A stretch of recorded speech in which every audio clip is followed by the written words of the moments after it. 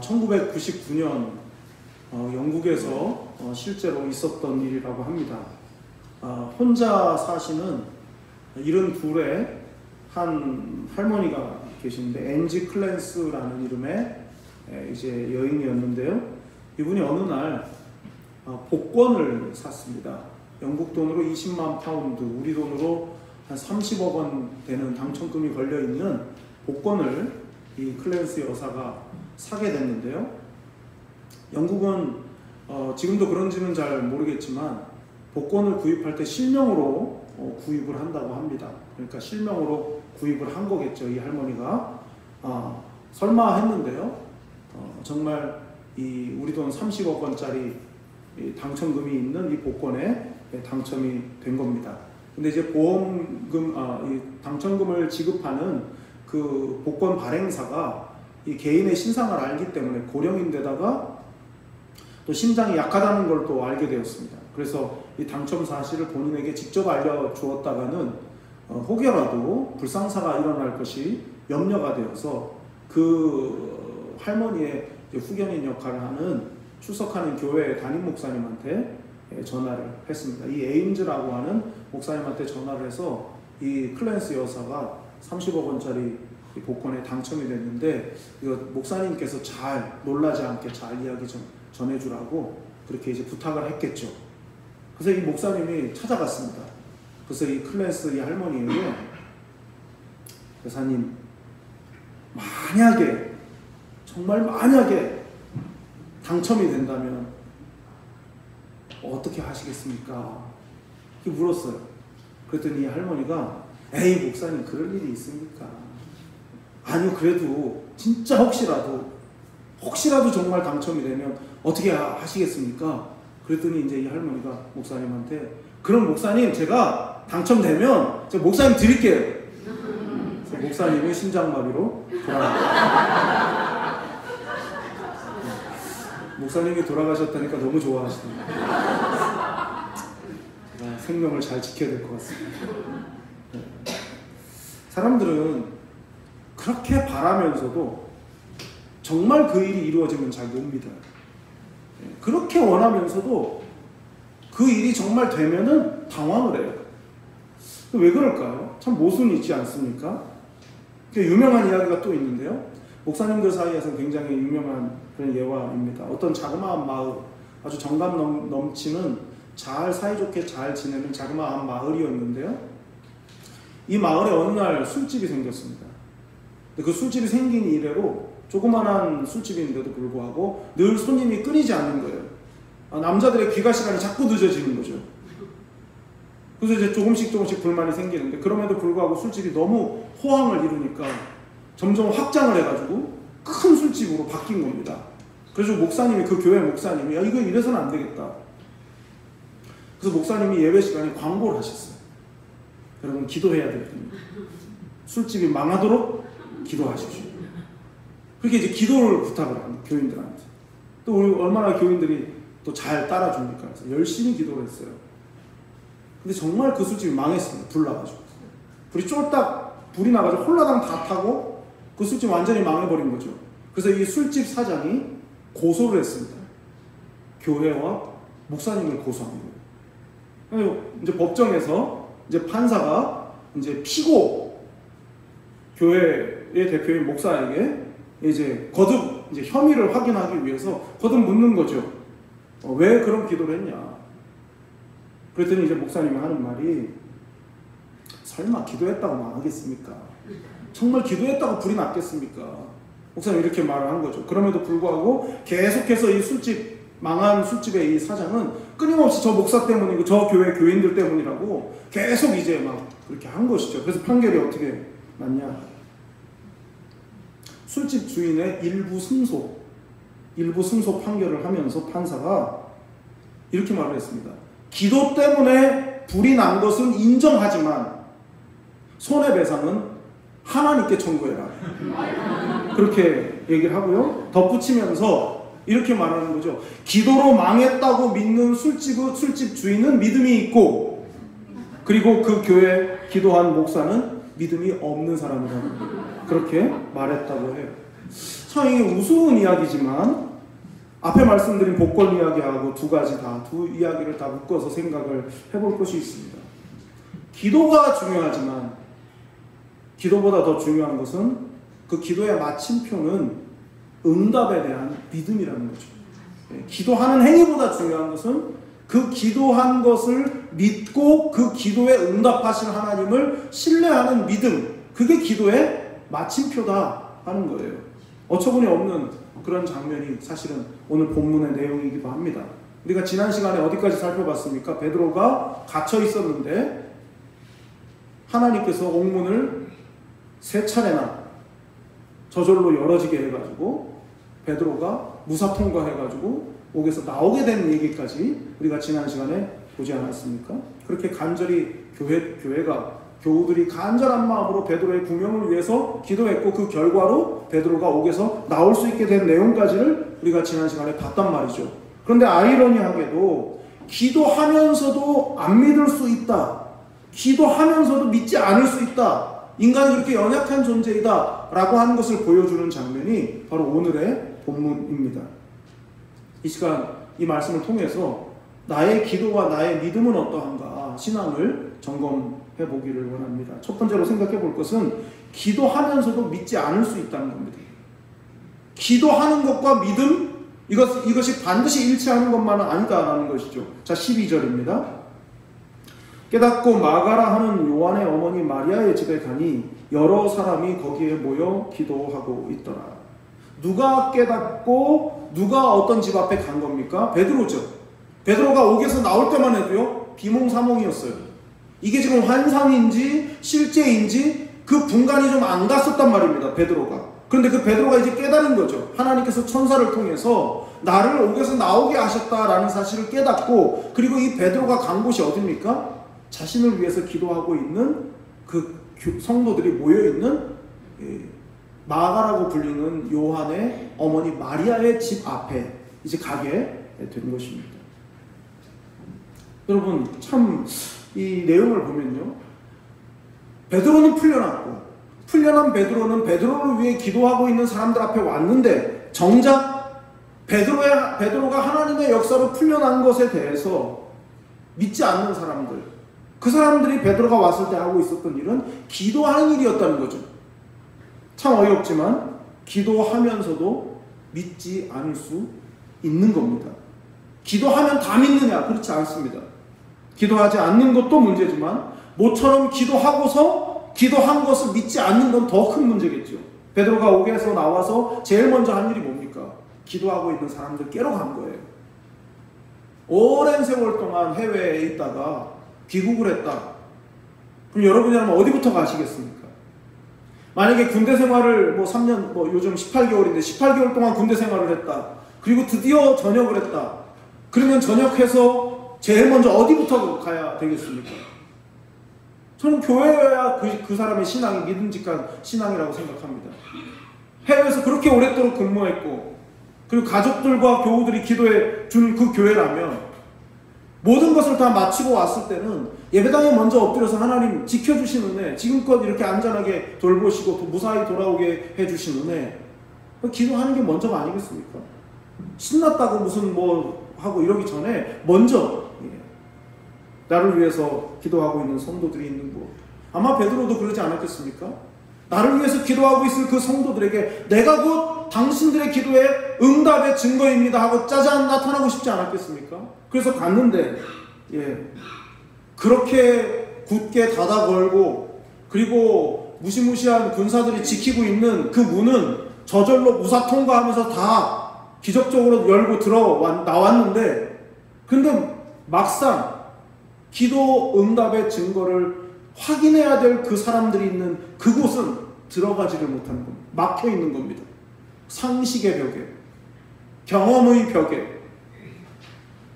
하나님의 능력을 놀랍도록 경험한 베드로임에도 불구하고 그 집 대문은 넘어가지를 못하는 겁니다. 무엇 때문입니까? 자, 14절. 베드로의 음성인 줄 알고 기뻐하여 문을 미처 열지 못하고 달려 들어가 말하되 베드로가 대문 밖에 섰더라 하니, 로데라고 하는 작은 여자아이가 베드로의 음성을 듣고 너무 기쁜 나머지 문 열어주는 것도 잊어버리고 기도하고 있는 사람들이 있는 곳으로 달려들어갔습니다. 그래서 베드로가 왔다고 얘기를 하죠. 베드로가 지금 문 밖에 있습니다. 그때 반응이 15절에 나오는데요. 그들이 말하되 네가 미쳤다 하나 여자아이는 힘써 말하되 참말이라 하니 그들이 말하되 그러면 그의 천사라 하더라. 네가 미쳤다라고 말해요. 네가 미쳤다. 베드로가 왔다고 말한 여자아이 자체를 무시한 것이고요. 그리고 이건 좀 더 깊이 생각해보면 자신들이 한 기도를 무시한 거예요. 그냥 눈에 보이는 여자아이를 무시한 차원이 아니고 그 여자아이의 말을 무시한 게 아니고 지금 하고 있는 이 기도 자체를 스스로 무시하는 행동을 한 것이죠. 네가 미쳤다. 사람들이 그렇게 반응을 하자 이 로데라고 하는 작은 여자아이가 뭐라고 말을 합니까? 참말이라. 참말. 근데 그 참말이라고 말할 때 어떻게 그 묘사를 어떻게 하고 있습니까? 힘써 말했다고 했어요. 참말이라고 힘써 말했다고. 이 힘써 말했다라는 말은 자기의 주장이 조금도 틀림이 없다라고 하는 것을 힘주어서 말한다 그런 의미예요. 왜냐하면 로데라고 하는 이 여자아이는 베드로의 목소리를 들었잖아요. 베드로가 누군지 알잖아요. 지금 여기 사람들이 왜 모여있는지도 알고 있고 지금 문 밖에 있는 사람이 베드로라는 것도 알고 있어요. 그렇기 때문에 조금도 어떤 주장에 대해서 굽히거나 양보할 이유가 조금도 없기 때문에 힘써서 말한 겁니다. 참말이라고. 베드로가 지금 문 밖에 서 있다고. 그렇게 로데가 말을 합니다. 얼마나 확실한 증거면 기도를 중단시킬 만큼이에요. 기도를 방해할 만큼입니다. 근데 사람들이 그 말을 함에도 불구하고 뭐라고 또 반응을 합니까? 베드로가 아니라 네가 본 건 그의 천사라고 그렇게 얘기를 해요. 이제 유대인들에 대한 이해가 필요한데요. 유대인들은 사람마다 다 수호 천사가 있다고 믿어요. 만약에 어떤 사람이 죽으면 그 사람의 죽음과 동시에 그 사람의 모습하고 똑 닮은 수호 천사가 함께한다 이렇게 보는 거죠. 그러니까 천사의 모습은 곧 그 사람의 모습하고 똑같다 이렇게 생각을 한단 말이죠. 그러니까 너가 본 건 베드로가 아니고 베드로의 수호 천사다. 그 말은 다시 말하면 베드로는 죽었을 수도 있다 이 말이겠죠.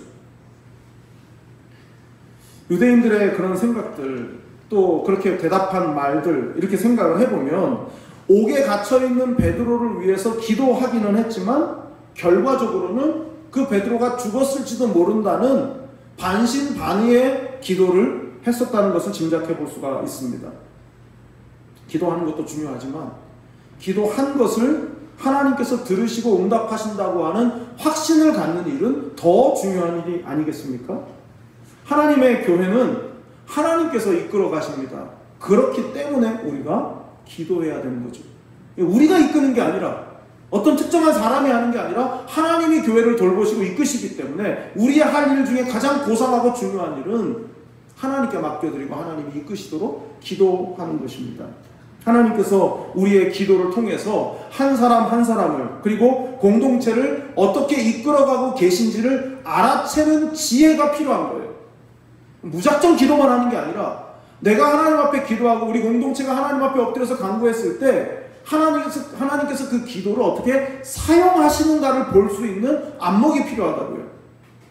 여러분, 기도는 하소연이 아닙니다. 넋두리가 아닙니다. 하소연과 넋두리는 뭐예요? 그냥 풀어놓으면 그만인 거예요. 내 마음이 이렇습니다. 내 생각이 이렇습니다. 내가 이래서 어렵고 힘듭니다. 그걸 풀어놓는 것이 하소연이고 그것이 넋두리예요. 근데 기도는 하소연이나 넋두리가 아니거든요. 기도했으면 하나님이 그 기도에 어떻게 반응하시는가를 기대하고 기다리는 게 기도인 거예요. 이 기도라는 말과 기대라는 말이 뭐 비슷하지만 연결이 되어 있는 거죠. 기대를 하지 않으면 기도하지 않을 것이고 기도했다면 기대하는 것이니까.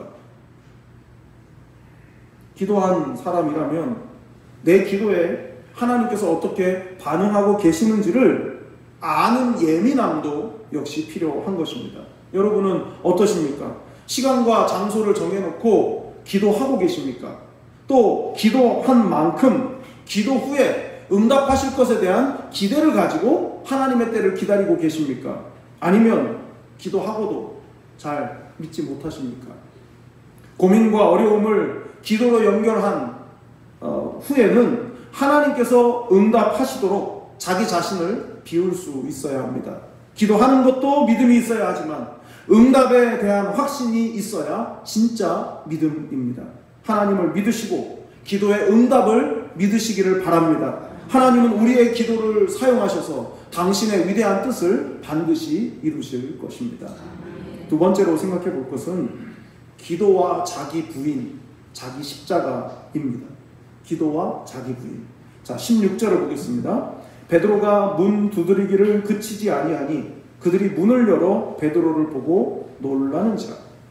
우리는 대개 안타까운 마음이 들어야 기도하게 됩니다. 그런데 기도를 또 하다 보면 더 안타까운 마음이 생겨요. 목사가 앞에서 여러분 기도해야 됩니다. 우리 기도합시다. 그러면 그래 맞아 기도해야지. 내가 그동안 기도가 부족했다. 다 마음속으로든 겉으로든 고개를 끄덕거리지만 그러나 실제로 기도하려고 하면 안 된단 말이죠. 잘.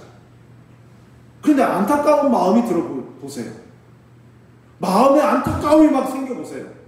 기도가 저절로 돼요. 그런데 그래서 기도를 하다 보면 또 더 깊은 안타까운 마음이 또 생기기도 합니다. 그래서 기도를 해야 기도의 깊은 수준을 또 경험할 수 있는 것 아니겠습니까? 여러분 기도했다면 안타까운 마음이 들어서 간절히 기도했다면 그 다음 단계는 뭐겠습니까? 기도를 믿는 거예요. 기도를 믿는 거예요. 하나님이 이 기도에 반응하실 거고 응답하실 거라고 하는 하나님에 대한 확신과 신뢰를 갖는 거예요. 여러분 왜 기도를 하다 말다 하는 줄 아십니까? 어떤 계기가 생겨가지고 기도해야 되겠다고 마음 결심하고 막 기도하지만 기도의 행위는 했을지 모르지만 내 마음속에 이 기도를 확신하는 믿음이 부족하기 때문에 하다가 말다 되는 거예요. 기도해야만 하고 기도에는 하나님의 능력이 나타나고 이것을 확신한다면 이런저런 핑계낼 수 있는 거리들이 있어도 기도 계속 하게 되지 않겠습니까? 다시 본문 16절을 보면요. 베드로는 이 로데가 사람들과 승강이를 벌이는 동안에 문을 두드렸어요. 계속 두드렸습니다. 문을 계속 두드렸어요. 그래서 길어지고 있다는 거죠. 로데가 들어가가지고 얘기를 했는데 사람들의 반응이 이쯤이면 뛰쳐나와가지고 나를 환영해 줄 거다 생각했는데 시간이 계속 가는데도 불구하고 아무 반응이 없으니까 계속 문을 두드리는 겁니다. 간수가 지키고 있던 겹겹의 문은 저절로 열렸지만은 이 마리아의 집의 대문은 그게 안 됐다는 거예요. 여러분 무엇 때문입니까? 믿지 않았기 때문에. 사람들이 믿지 않았기 때문에. 여러분 기도라고 하는 미사일을 응답이라고 하는 목표물을 향해 가지고 쏘아 올린다면은 그 연료가 뭐겠습니까? 믿음이죠. 믿음을 연소시키면서 응답까지 가는 거예요. 근데 그 믿음이라는 연료가 없는데 무슨 기도를 계속 할 수 있으며 무슨 응답을 기대할 수 있겠습니까?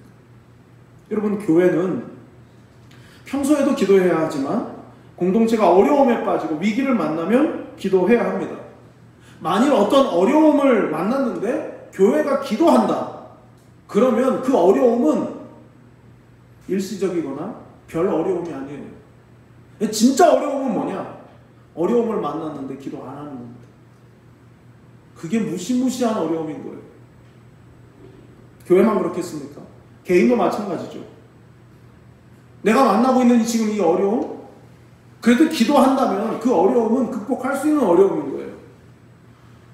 근데 어려움을 만났고 기도해야 될 때인 줄 아는데 기도를 못하고 있다 안 하고 있다? 그럼 진짜 어려운 겁니다. 진짜 어려운 거예요. 좀 용서하시고 들으십시오. 그렇게 카페에서는 2시간씩 앉아서 죄송합니다 손님 시간이 다 돼서 나가 네 그러면서 일어나면서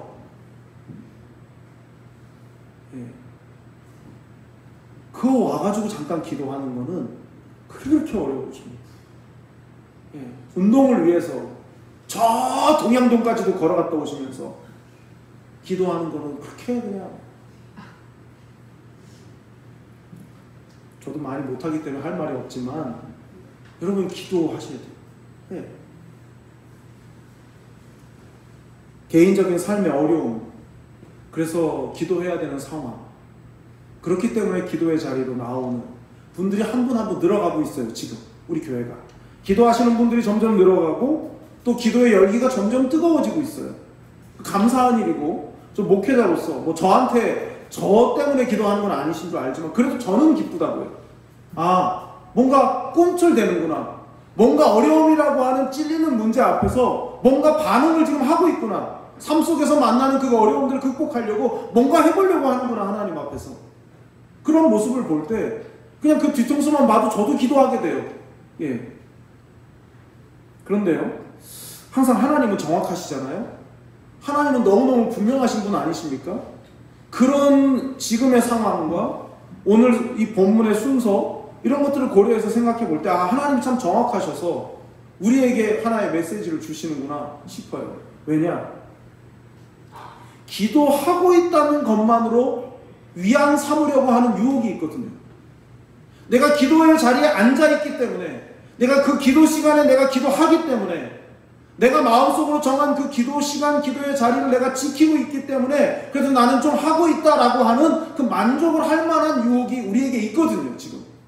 근데 그때 기도한다는 것보다 더 중요한 것은 믿는다는 것이 얼마나 중요한 것인가 한 이 말씀을 오늘 주시지 않습니까? 얼마나 우리를 사랑하시는 겁니까?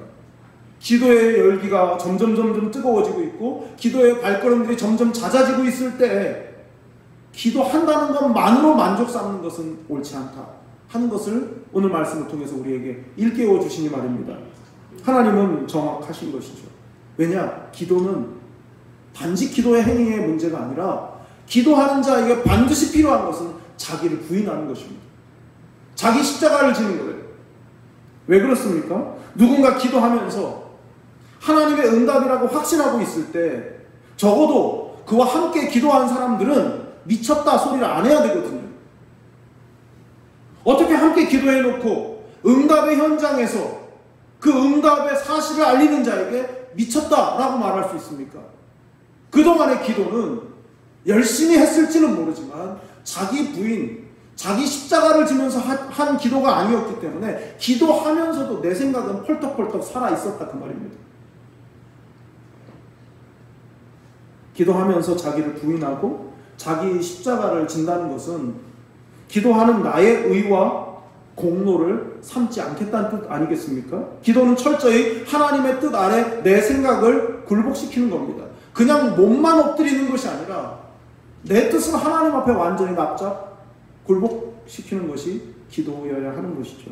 베드로의 입장에서 보면 내가 누군지를 두 눈으로 똑똑하게 확인하고 들어간 이 로데가 한참이 지나도 돌아오지 않는 그런 상황 아닙니까? 이때 문을 쾅쾅쾅쾅 계속 두들겼겠죠.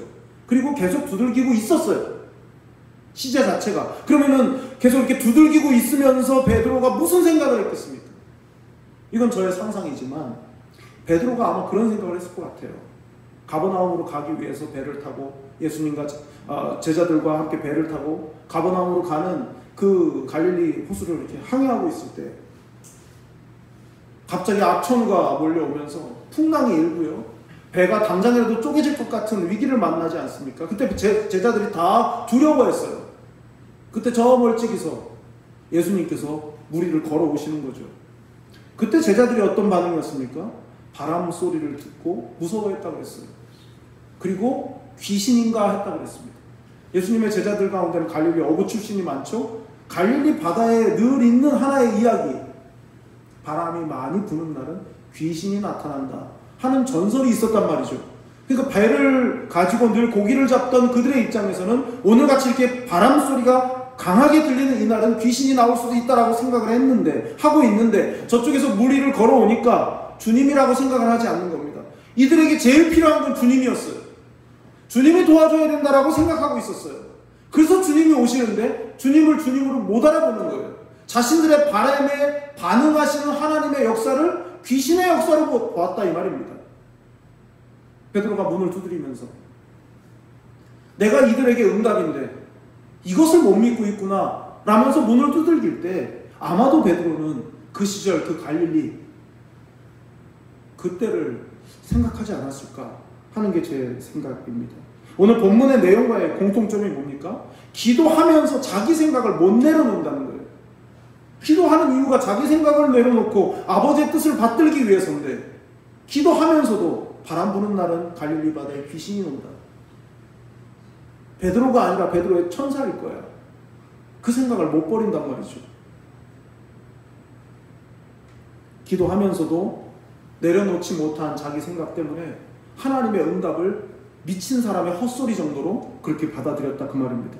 기도하면서 자기를 부인하고 자기의 십자가를 질 때 평범하지 않은 하나님의 능력을 경험할 수 있는 줄 믿습니다. 여러분은 어떠십니까? 기도하면서도 온전히 믿지 못하게 하는 여러분의 생각은 무엇입니까? 혹시 기도한 대로 믿고 응답을 확신하는 어떤 사람에게 기운 빠지는 믿음 없는 소리를 혹시 하신 적은 없으십니까? 기도할수록 나는 죽고 예수의 능력이 드러나는 그런 은혜를 경험하실 수 있기를 바랍니다. 기도하는 자리가 십자가 지는 자리임을 기억하여서 기도의 더 깊은 차원을 누리실 수 있기를 바랍니다. 마지막 세 번째는 연약한 우리의 기도를 사용하신다 하는 것입니다. 자, 11절 12절을 보겠습니다. 이에 베드로가 정신이 들어 이르되 내가 이제야 참으로 주께서 그의 천사를 보내어 나를 헤롯의 손과 유대의 백성의 모든 기대에서 벗어나게 하신 줄을 알겠노라 하여 깨닫고 마가라 하는 요한의 어머니 마리아의 집에 가니 여러 사람이 거기에 모여 기도하고 있더라. 아멘. 기도하면서도 기도의 응답을 믿지 못하기 때문에 아무런 일도 일어나지 않는 겁니다. 기도를 그렇게 오랜 시간을 해도, 물론 하나님의 크신 뜻 우리가 다 헤아릴 수 없겠죠. 근데 그렇게 오랜 시간 기도하면서도 왜 기도에 응답이 없는가 라고 할 때는 여러 가지를 생각해 봐야겠지만, 그 중에 제일 먼저 해봐야 될 질문은 나는 그 기도를 믿음을 가지고 하고 있는가, 아니면 기도를 마치 공덕을 쌓는 사람처럼 그렇게 열심히만 하고 있는 것은 아닌가 점검해 봐야 할 것입니다. 그리고 또 중요한 것은 무엇을 위해서 기도했는가, 무엇을 기도했는가 하는 것이겠죠. 생각해 보면 기도는 하는데 기도한 만큼의 그 간절함이 부족하고 정말 그 기도한 것에 대한 기대를 정말 걸고 있는가, 그렇지 못할 때가 많은 거죠. 제가 종종 말씀드리죠. 간절히 기도합니다라고 말하지만 간절하지 않을 때가 있더라고. 자기가 기도해놓고도 그 기도한 것을 잊어버려요. 얼마나 기도할 때 집중을 못하면 자기가 기도해놓고 뭘 기도했는지를 잊어버려요. 저에게 이 기도와 관련해서 잊을 수 없는 몇 번의 그 체험이 있는데요. 한번 말씀드린 적이 있습니다.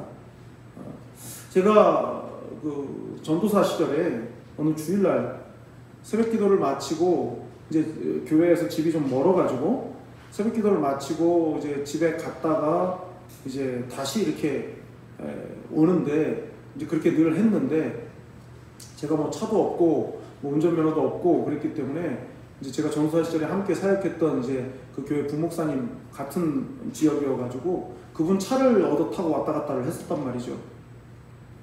새벽 기도를 마치고 집으로 가는, 그래서 교회에서 나온 지 불과 5분도 채 되지 않은 이제 그런 상황에서 이제 교통사고, 이제 차량 사고가 있었습니다. 2차로로 차가 이제 가고 주행 중이었는데, 워낙 도로 폭이 넓어가지고 왕복 거의 16차선, 18차선 그렇게 된 굉장히 넓은 도로였거든요. 근데 2차로로 주행을 하고 있었는데 1차로에서 갑자기 아주 칼치기 하듯이 어떤 한 승용차가 정말 빠른 속도로 확 들어왔거든요. 굉장히 이렇게 안전하게 운전하시는 그 목사님이셨는데, 이제 갑자기 왼쪽에서 들어오니까 순간적으로 오른쪽으로 꺾었단 말이죠. 근데 이제 우측 3차로에 승합차 한 대가 이제 오고 있었는데, 너무나 갑작스러웠다 보니까 이제 제가 타고 있던 차의 오른쪽 후미 부분을 이 차가 이제 추돌을 한 거죠. 근데 이 차도 속도가 빨랐고 이 차도 속도가 빨랐습니다. 그래서 이 승합차는 제가 타고 있는 차를 받고 저 반대편 오른쪽 인도로 가가지고 가로수를 들이받고 멈췄고, 저희 차는 이제 그 받는 순간 핸들이 이제 조작이 거의 안 되더라고요. 아무리 움직여도 안 되더라고요. 그래서 차는 중앙선을 넘어서 반대편에서 오고 있는 이제 여의도 순복음교회 차량 운행하는 45인승 버스와 부딪히면서 차가 섰습니다.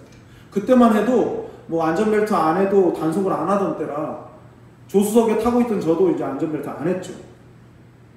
너무 당황스러운 일이 벌어진 거죠. 옆으로 고개를 못 돌리겠더라고요. 목사님 돌아가신 것 같아가지고. 나중에 얘기를 해보니까 이 목사님도 제가 잘못됐을까봐 고개를 못 돌렸다고 그러더라고요. 제가 내리려고 하는데 문이 안 열려요. 차가 완전히 그냥 차 산지도 얼마 안 된 차였는데 거의 박살이 났습니다. 차도. 그날 주일날이었는데 제가 정말 잊을 수가 없어요. 이제 목사님이 저한테 그러시더라고요. 저하고 나이 차이가 좀 나셨는데 그 부목사님이 저한테 전사님 아침에 이런 일이 있었던 거를 목사님한테 보고는 예배 다 끝나면 합시다. 주일날 모든 일정이 끝나면 보고 합시다. 이렇게 얘기를 하시더라고요. 그래서 알겠다고. 그 이제 나중에 저녁 예배 마치고 이제 다 가고 난 다음에 이제 목사님한테 담임 목사님한테 보고를 했죠. 제가 그날 밤에 집에 돌아와가지고 이 넥타이를 풀었는데 이 속에서 깨진 유리랑 그 플라스틱 조각이 이 목에서 나오더라고요. 깜짝 놀랐어요. 하루 종일 몰랐던 거 여기 있는 거를. 그러니까 놀래고 긴장하니까 이 안에서 그게 계속 돌아다니는데도 못 느꼈었어요. 그날 점심을 먹고 목사님하고 좀 허탈한 마음에 아무 이상이 없었습니다. 몸에. 그날 이제 그 예배당 앞에 계단에 서가지고 점심 먹고 햇빛을 쬐면서 이제 이야기를 나누는데 문득 생각이 탁 스치는 거예요. 3일 전 금요일 날 밤에 제가 전도사 5년 차였거든요.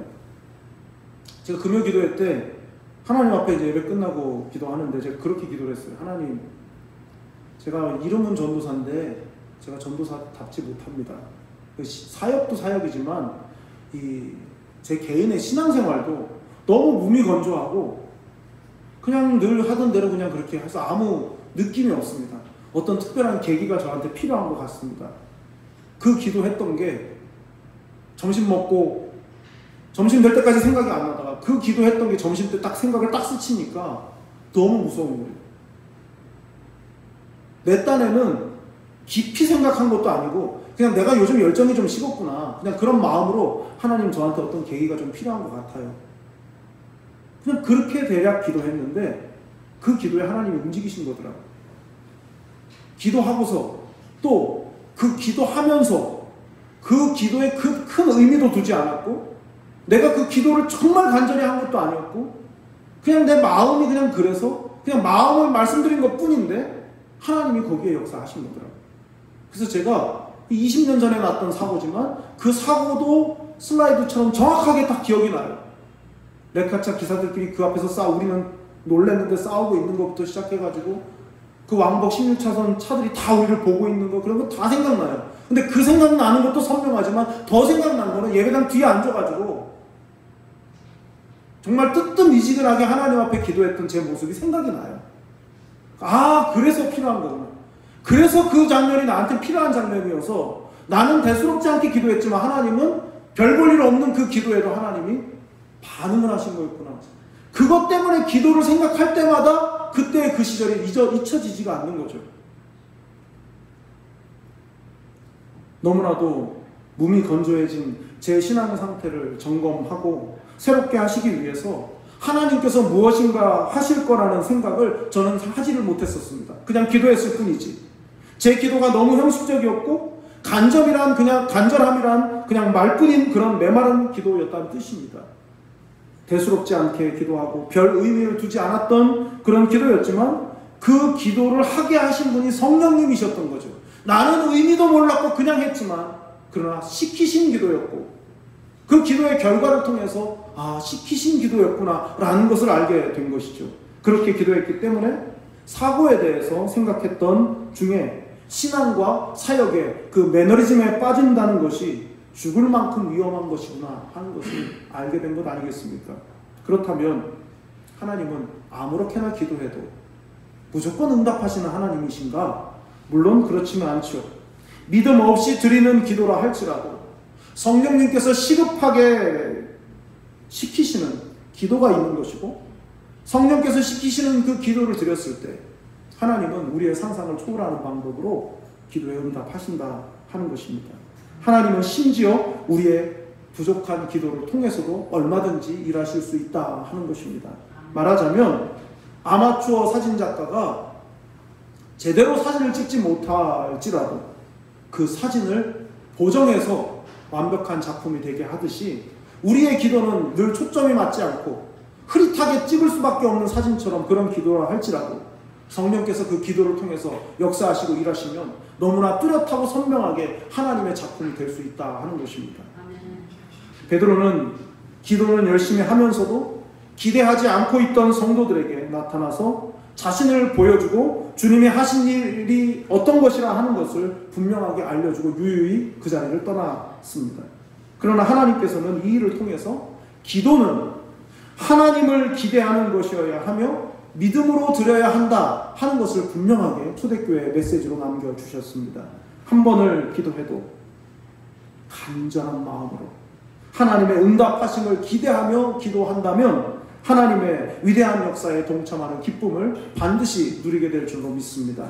여러분은 어떠십니까? 그냥 하는 기도 같지만 하나님께서 모두 듣고 계신다는 것을 알고 놀라신 적은 없으십니까? 여러분 자신의 신앙 회복을 위해서 지금 기도하고 계십니까? 사랑하는 교우 여러분, 기도를 믿으시기 바랍니다. 인간이 하나님께 나아가기 위해 아이디어를 낸 것이 기도가 아니라 하나님께서 우리를 만나주시기 위해서 우리에게 제안해 주신 방법이 기도입니다. 그리고 그 기도에 응답하시겠다고 약속하신 분도 하나님이십니다. 우리가 어떻게 하다 보니까 기도라는 방법을 알게 된 게 아닌데 자꾸만 어떤 방법인 걸로 생각을 하지만 그렇지 않습니다. 하나님께서 우리에게 만나주시는 통로가 기도라면, 그렇게 하나님의 은혜를 구한다면 기도하는 자리로 나아가야 하지 않겠습니까?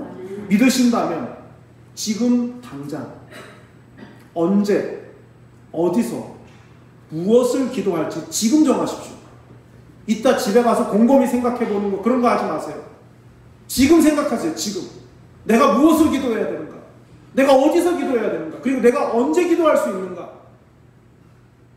안 되는데 막 처리하겠다 하지 마시고 여러분이 할 수 있는 시간을 지금 정하세요. 기도해야 되겠다. 무엇을 기도할 것인가. 믿으신다면 하나님이 내 기도를 들으시는 것을 믿으시고 내 기도에 반응하실 거라는 사실을 믿으신다면 꼭 정하십시오. 언제 기도할지, 무엇을 기도할지, 그리고 기도하십시오. 그리고 응답을 기대하십시오. 하나님께서 여러분의 기도를 사용하시고 그 기도를 통해서 여러분에게 역사하실 줄 믿습니다. 기도하겠습니다. 사랑이 많으신 하나님 아버지, 기도하면서도 믿지 않는 믿음 없음을 용서해 주십시오. 기도를 무시했던 죄를 용서해 주시기를 바랍니다. 기도할 때 들으시고 응답하시는 하나님이심을 믿게 해 주시고 기도하는 것을 기쁨과 즐거움을 삼게 해 주십시오. 나의 작은 기도를 통해서도 굳게 닫힌 문을 열어 하나님의 위대한 역사를 이루실 것을 기대하게 하옵소서. 기도의 자리가 나를 십자가에 못 박는 자리가 되게 해주시기를 원합니다. 기도로 하나 되는 교회, 기도로 위기를 넘어서는 건강한 교회가 되게 해 주십시오. 우리 각자와 각 가정이 기도 응답의 증인이 되게 해 주십시오. 우리 기도에 응답하시는 예수님의 이름으로 기도드립니다. 아멘.